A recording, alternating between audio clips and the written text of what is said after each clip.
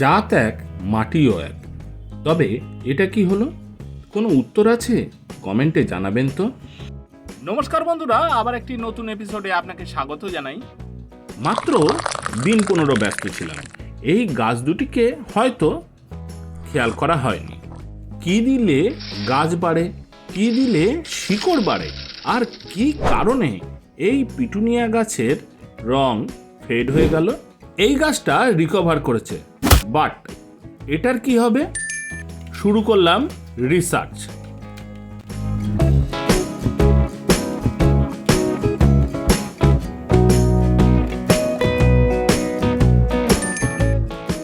এই তো পেয়েছি।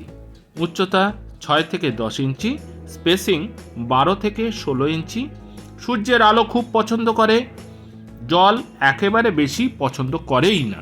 But how to make flowers more vibrant? Here it is. Anthocyanin and carotenoid are the main source. खाने में नमक ना हो तो अच्छा नहीं लगता। আরে না, আমি ফুলের খাবারের কথা বলছি।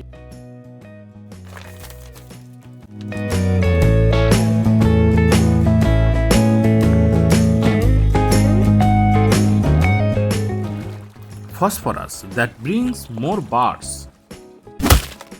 and this will add more color to flowers. Main 3টে জিনিস, নাইট্রোজেন, জিঙ্ক, বায়োসিনথেসিসের পথ খুলে দেবে। আর মেন কাজটি করবে ম্যাগনেসিয়াম। এটি এন্থোসায়ানিনকে 70% পর্যন্ত বাড়িয়ে দিতে পারে। ক্যারোটিনয়েড হলো অ্যান্টিঅক্সিডেন্ট, আমাদের মতো গাছেরও দরকারি উপাদান। এর জন্য দরকার আয়রন। আপনি দুটি ভাবে এই ঘাটতি মেটাতে পারেন। নাম্বার 1, রাসায়নিকভাবে, যেমন হাফ চামচ ম্যাগনেসিয়াম সালফেট, তার সাথে দেবেন অল্প করে চিলেটেড মাইক্রোনিউট্রিয়েন্ট।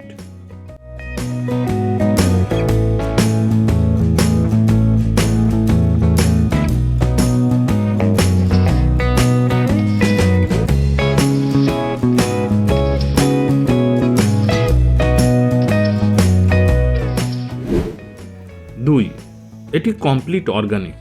1 ml প্রতি লিটার জলে পাতায় স্প্রে করুন।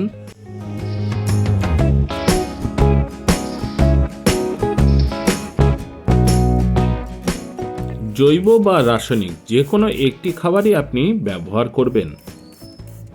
Keep feeding your plant twice a week and see the result.